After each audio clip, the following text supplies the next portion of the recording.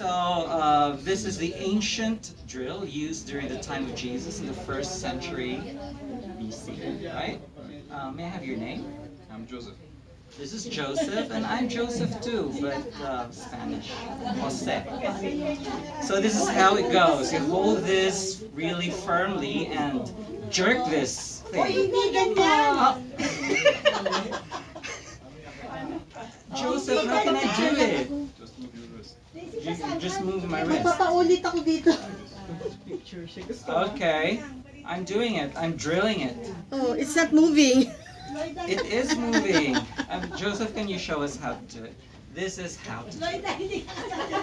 Okay, Nay. Binibideo mo ba?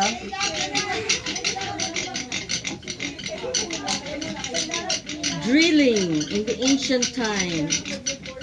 Joseph. You're an expert. Thank you. Can I have a photo, please, again?